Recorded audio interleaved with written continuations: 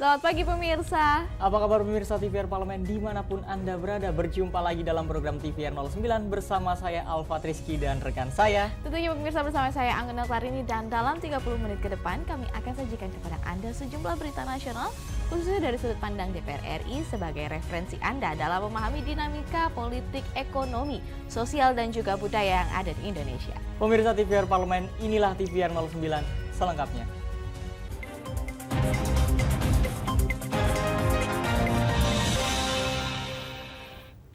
Pemirsa, DPR RI menerima 81 rancangan undang-undang untuk masuk program legislasi nasional atau Prolegnas tahun 2023. Untuk itu, Wakil Ketua Badan Legislasi DPR RI Muhammad Nurdin mengungkapkan Prolegnas RUU Prioritas 2023 nanti akan dibatasi jumlahnya agar rancangan undang-undang yang dibuat lebih berkualitas.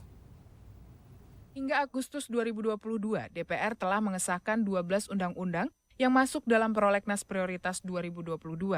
Badan Legislasi mengungkapkan pada Prolegnas Prioritas 2023 nanti, DPR akan lebih mengedepankan kualitas dalam pembentukan undang-undang daripada jumlah atau kuantitas. Bertempat di Gedung Nusantara 1 Jakarta, Badan Legislasi DPR RI menyerap usulan rancangan undang-undang dari DPD RI dan Kementerian Hukum dan HAM untuk Prolegnas RUU Prioritas 2023. Rencananya Desember 2022 nanti, Badan Legislasi DPR RI akan meresmikan rancangan undang-undang mana saja yang akan masuk dalam Prolegnas RUU Prioritas tahun anggaran 2023.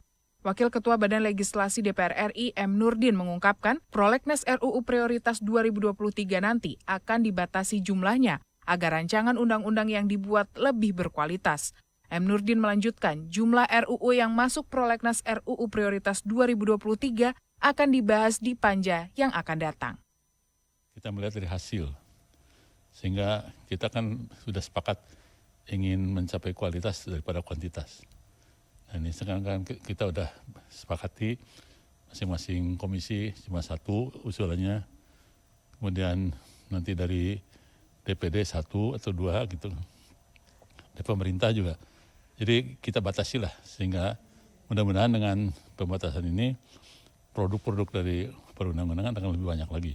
Rapat Panja yang akan datang akan menentukan berapa banyak di Prolegnas 2023 yang akan kita sepakati. Ken dan Bari, TVR Parlemen melaporkan.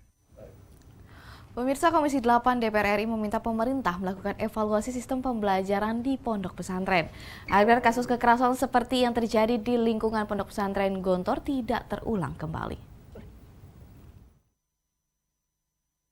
Komisi 8 DPR RI meminta kasus penganiayaan terhadap santri yang terjadi di pondok pesantren jangan sampai terulang kembali. Ditemui di Gedung Nusantara 1 DPR RI Senayan, Jakarta, anggota Komisi 8 DPR RI Maman Imanul Haq prihatin dengan adanya kasus penganiayaan terhadap santri yang terjadi di pondok pesantren Darussalam Gontor, Ponorogo, Jawa Timur. Menurut Maman, perundungan di lingkungan pesantren maupun sekolah semestinya tidak terjadi. Maman menyampaikan proses hukum harus tetap dilanjutkan untuk memberikan efek jera kepada para pelaku. Kejadian serupa tidak boleh terjadi lagi di ponpes lainnya agar para orang tua santri tidak merasa khawatir terkait keamanan dan keselamatan anaknya. Selanjutnya, saya minta kepada pesantren dimanapun itu lebih transparan, lebih terbuka. Jadi tidak boleh ada perjanjian bahwa kalau ada kasus orang tua tidak boleh menggugat, masyarakat tidak boleh menggugat, nggak bisa. Pesantren itu bagaimanapun itu milik publik juga dalam tanda tip tertentu, di mana mereka menerima anak-anak yang harus dilindungi kesehatannya, kenyamanannya, apalagi nyawanya. Jadi saya minta kepada seluruh pesantren, termasuk juga panti asuhan atau apapun, lebih transparan, lebih terbuka, supaya masyarakat bisa mengawasi apa yang terjadi dengan anak-anak asuh yang ada di pesantren atau di panti-panti itu. Oki Zulindra dan Kristio, TVR Parlemen melaporkan. Pemirsa, Sekretariat Jenderal DPR RI mengadakan rapat koordinasi dengan beberapa kementerian dan lembaga dalam rangka persiapan penyelenggaraan event V20. Tentunya informasi lengkapnya sesaat lagi, dan untuk itu tetaplah bersama kami di TVR 09.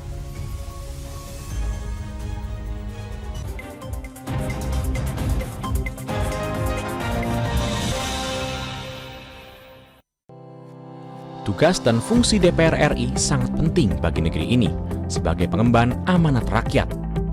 Namun tidak banyak yang tahu apa saja fungsi dan tugas dari DPR. DPR mempunyai 3 fungsi pokok, yaitu legislasi, anggaran, dan pengawasan. Ketiga fungsi tersebut harus dilaksanakan dalam kerangka fungsi representasi yang mengedepankan kepentingan rakyat berdasarkan aspirasi masyarakat dan untuk kesejahteraan rakyat.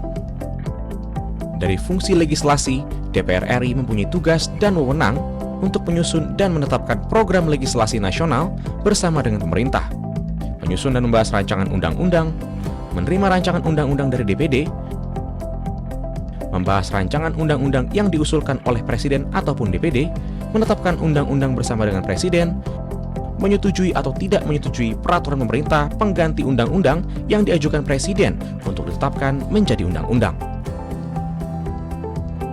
Sementara, fungsi anggaran membahas dan memberikan persetujuan atau tidak memberikan persetujuan terhadap rancangan undang-undang tentang APBN yang diajukan Presiden, memperhatikan pertimbangan DPD atas rancangan undang-undang tentang APBN dan rancangan undang-undang terkait pajak, pendidikan, dan agama, menindaklanjuti hasil pemeriksaan atas pengelolaan dan tanggung jawab keuangan negara yang disampaikan oleh BPK, memberikan persetujuan terhadap pemindahantanganan aset negara maupun terhadap perjanjian yang berdampak luas bagi kehidupan rakyat yang terkait dengan beban keuangan negara. Dan fungsi pengawasan, melakukan pengawasan terhadap pelaksanaan undang-undang, APBN, dan kebijakan pemerintah, membahas dan menindaklanjuti hasil pengawasan yang disampaikan oleh DPD terkait pelaksanaan undang-undang mengenai otonomi daerah, pembentukan, pemekaran, dan penggabungan daerah, pengelolaan sumber daya alam dan sumber daya ekonomi lainnya, pelaksanaan APBN, pajak, pendidikan, dan agama. Terima kasih. Video ini dipersembahkan oleh TV dan Radio Parlemen, Biro Pemerintahan Parlemen, Sekretariat Jenderal, dan Badan Keahlian DPR RI.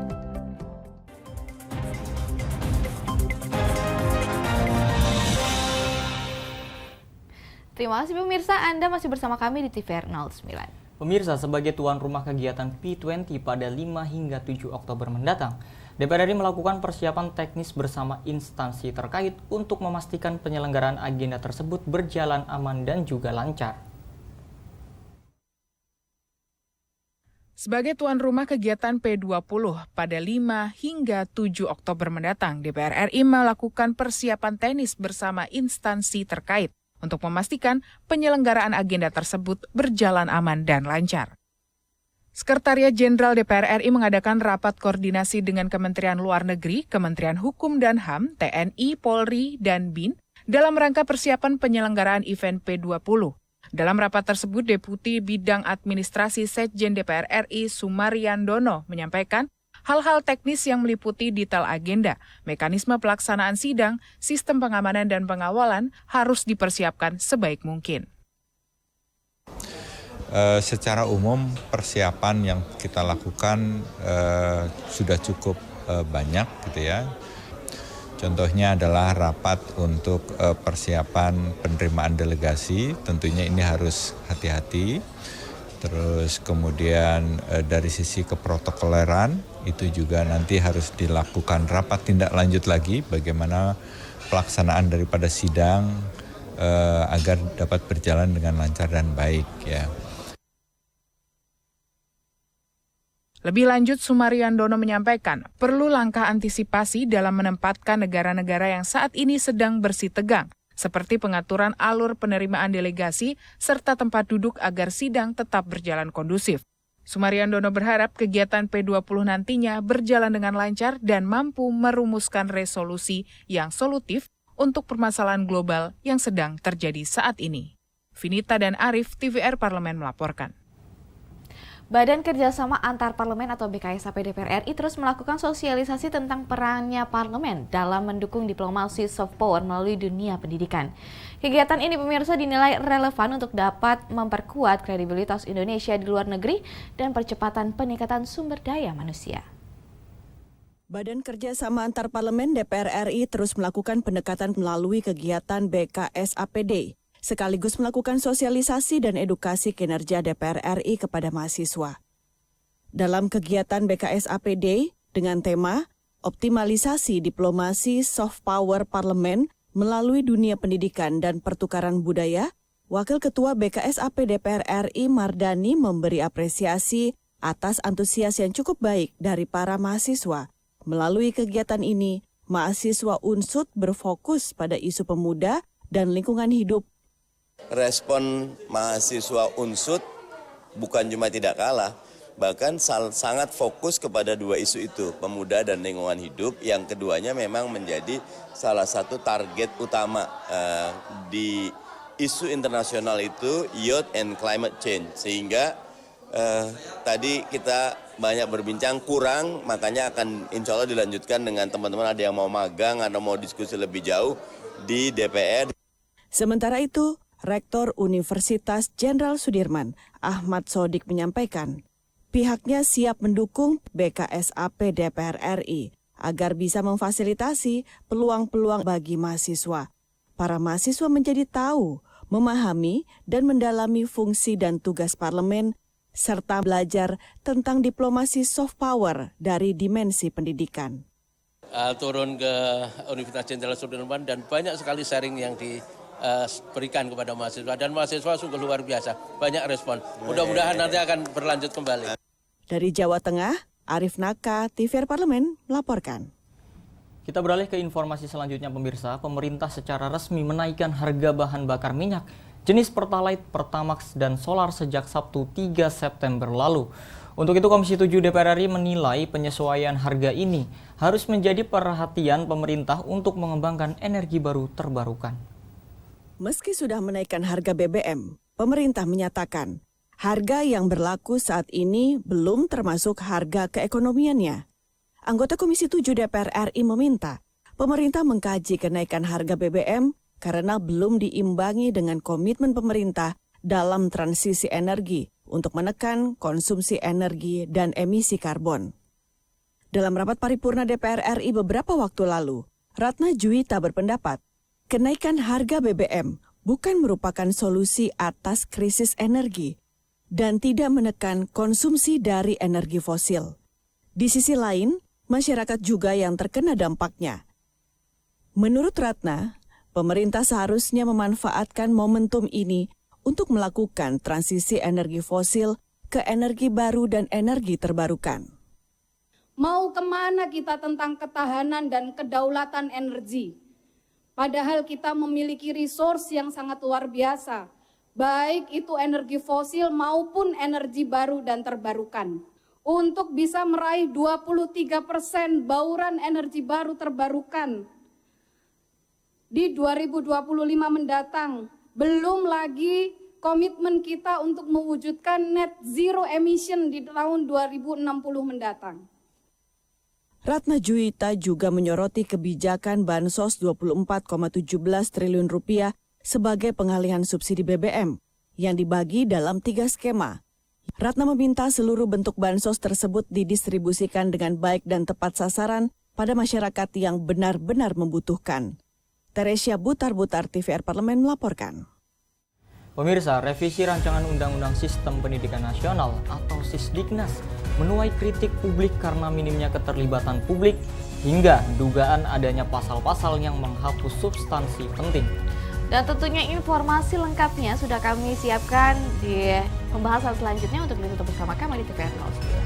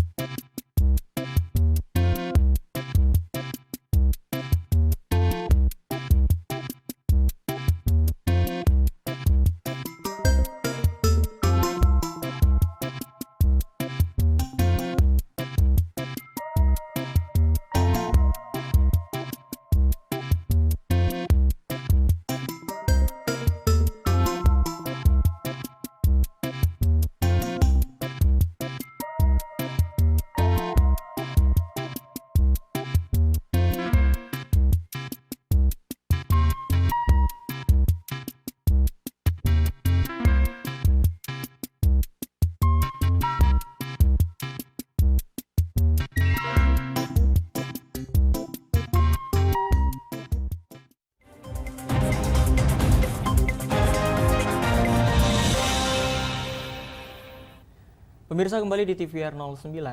Rancangan Undang-Undang Sisdiknas tengah menjadi sorotan berbagai pihak dan pasalnya pemerintah dinilai tidak transparan dan kurang di sini melibatkan terkait dengan partisipasi publik dalam proses penyusunan rancangan undang-undang tersebut. Dan pemirsa, saat ini DPR RI masih menunggu draft resmi rancangan Undang-Undang Sisdiknas dari pemerintah dan DPR RI berkomitmen membuka ruang diskusi publik secara luas untuk berpartisipasi dalam penyusunan rancangan Undang-Undang Sisdiknas. Dan pemirsa, berikut ini laporan mendalam yang telah dirangkum oleh tim redaksi TVR Parlemen dalam segmen editorial Parlemen.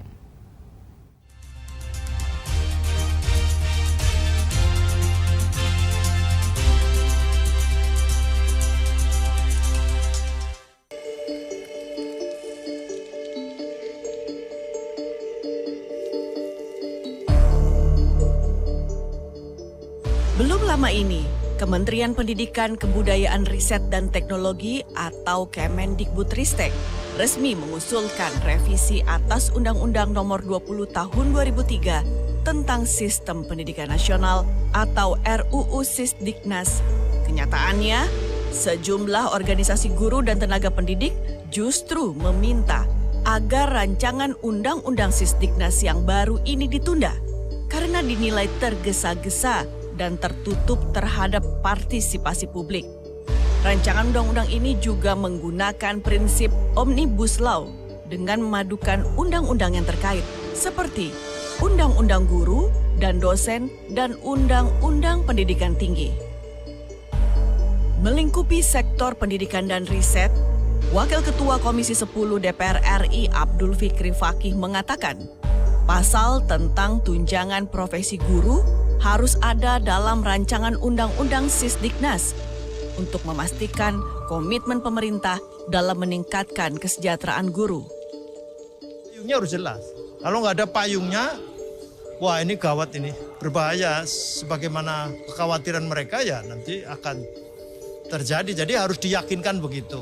Sebab misalnya peraturan di bawahnya itu diamanatkan dengan selanjutnya diatur dengan peraturan pemerintah atau peraturan menteri atau apa, itu harus ada latar belakangnya.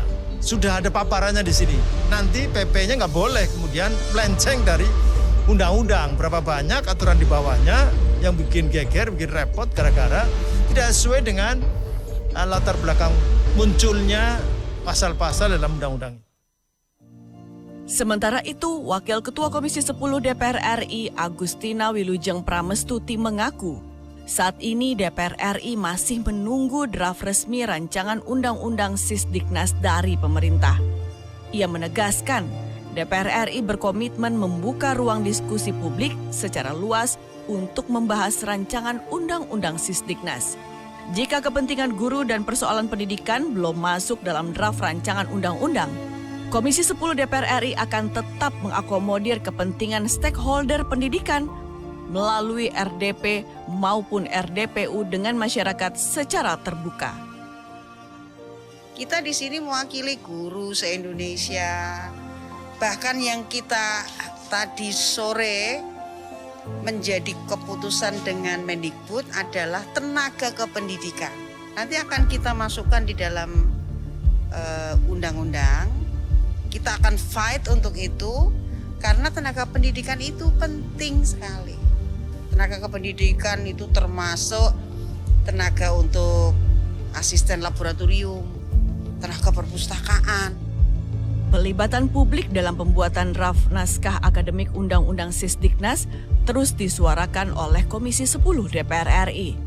Saat menjadi narasumber dalam diskusi forum legislasi, Ketua Komisi 10 DPR RI Syaiful Huda meminta Kemendikbudristek melibatkan publik seluas-luasnya dalam pembahasan.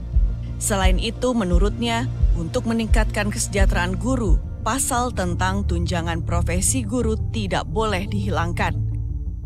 Kalau mau dimunculkan pertanyaan kan begini, kenapa pemerintah kok tidak melibatkan partisipasi maksimal terhadap publik stakeholder pendidikan? Ada apa? Gitu. Nah, padahal rumus politik saya secara pribadi tidak terkecuali terkait dengan momentum sebuah revisi undang-undang menurut saya melibatkan partisipasi publik seluas-luasnya dan lalu melahirkan partisipasi dalam rangka merumuskan kebijakan itu menjadi sangat penting menurut saya. Sementara itu, Ketua Litbang Pengurus Besar Persatuan Guru Republik Indonesia, Sumardiansyah, menyayangkan hilangnya pasal yang mengatur tunjangan profesi guru karena dinilai akan menurunkan kualitas dan kesejahteraan guru. Ia pun mendukung usulan DPR RI untuk membentuk kelompok kerja atau Pokja nasional dari berbagai unsur organisasi. Kami di PGRI memang beberapa kali dilibatkan dalam konteks, nah ini kan bahasa politik lagi akhirnya. Dilibatkan kok, iya dilibatkan, tapi dilibatkan seberapa persen, dilibatkan seberapa dominan di dalamnya. Kalau hanya FGD 5 menit, rasanya itu dilibatkan tapi dilibatkan hanya sekedar formalitas.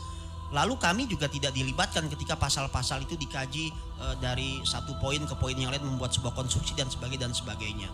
Nah itu menjadi sebuah masalah sebetulnya. Dan memang resikonya bisa kita lihat ketika kekuatan-kekuatan besar tidak dirangkul, tidak diakomodasi, maka terjadi chaos. Komisi 10 DPR RI menilai sebelum membahas rancangan Undang-Undang Sisdiknas, sebaiknya Kemendikbudristek bersama Komisi 10 DPR RI terlebih dahulu menyelesaikan konsep peta jalan pendidikan nasional untuk menyelesaikan dan mengantisipasi permasalahan yang kini menjadi polemik dalam rancangan Undang-Undang Sisdiknas. Tim Liputan TVRI Parlemen melaporkan.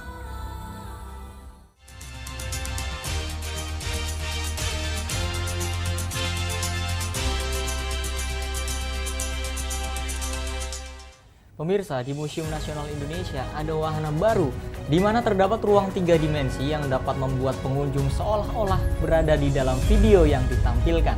Informasinya tentunya sesaat lagi, untuk itu Anda tetaplah bersama kami di TVR 09.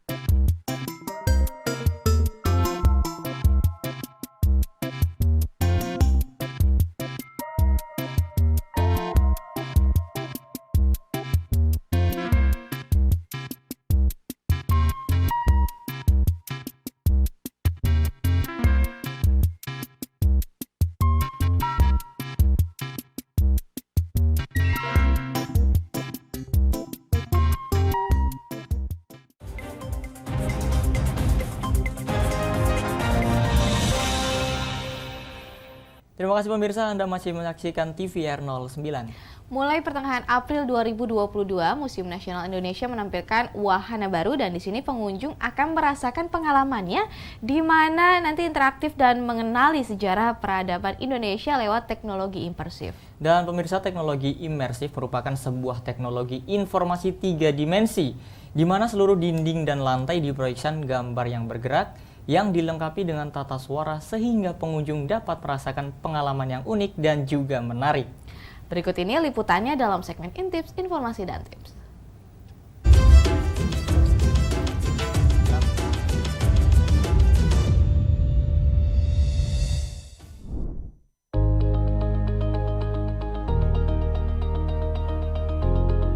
Pemirsa TVR Parlemen, pecinta seni dan sejarah. Tahu kan kalau Indonesia punya banyak khasanah budaya yang masih bisa dikembangkan? Apalagi di zaman serba teknologi seperti saat ini, budaya Indonesia kini dikemas dengan aneka rupa pertunjukan yang memadukan unsur seni tradisional dengan modern. Salah satunya yang kini dipersembahkan oleh Museum Nasional melalui ruang pertunjukan Immersiva. Wah, apa tuh ya Immersiva? Dengan teknologi imersif, ruang Immersiva menciptakan pengalaman interaktif bagi pengunjung. Teknologi imersif merupakan sebuah teknologi informasi di mana seluruh dinding dan lantai di sebuah ruangan diproyeksikan gambar bergerak yang dilengkapi dengan tata suara sehingga pengunjung dapat merasakan pengalaman yang unik dan menarik. Konten Immersiva menampilkan sejarah Indonesia dalam konsep alam, masyarakat, sejarah, dan budaya dari masa ke masa. Di ruang ini pengunjung akan berpetualang mengalami dunia dari sudut pandang yang lebih menarik.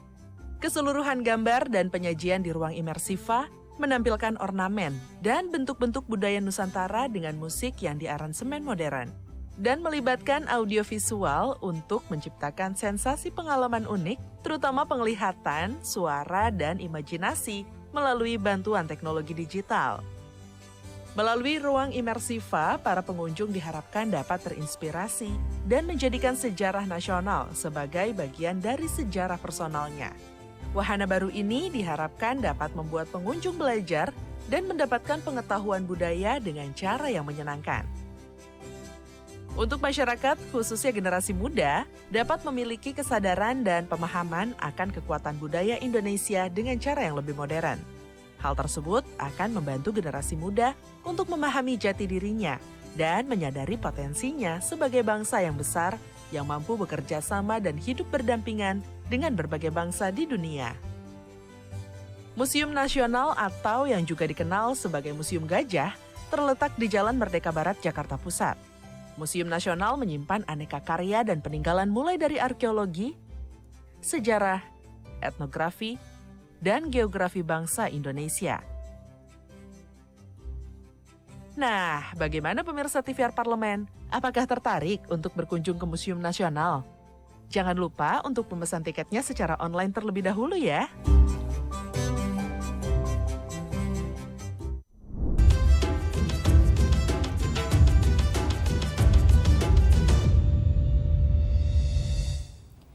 Baik pemirsa, di penghujung acara kami informasikan kepada Anda agenda DPR RI pada hari ini Selasa 13 September 2022. Pukul 10 pagi ini, Komisi 3 DPR RI akan mengadakan rapat kerja dengan Kepala PPATK, lalu ada Komisi 4 DPR RI yang akan menggelar rapat kerja dengan Menteri Lingkungan Hidup dan Kehutanan. Dan pemirsa, di siang hari pada pukul 13, Komisi 1 DPR RI akan melaksanakan rapat dengar pendapat Panja Pengawasan G20 dengan Sekjen Kominfo. Lalu ada Koordinatoriat Wartawan Parlemen yang akan menggelar diskusi forum legislasi dengan mengangkat tema pengesahan RUU PDP Komitmen DPR Lindungi Data Pribadi. Dan sejumlah agenda juga program DPR RI lainnya dapat Anda saksikan secara langsung di TVR Parlemen melalui kanal utama, kanal komisi, dan kanal alat kelengkapan dewan lainnya yang dapat Anda akses di tvr.dpr.go.id. Pemirsa TVR Parlemen, demikian TVR 09 edisi pagi ini. Kami ingatkan untuk tetap waspada pada persebaran virus COVID-19 dan tetap patuhi protokol kesehatan. Segenap kru TVR Parlemen yang bertugas mengucapkan terima kasih pemirsa telah menyaksikan TVR 09 pagi hari ini. Saya Angga Tarini dan tentu saja dengan rekan saya Salvat Rizky, sampai bertemu kembali di TVR 09 esok pagi. TVR Parlemen, referensi Indonesia.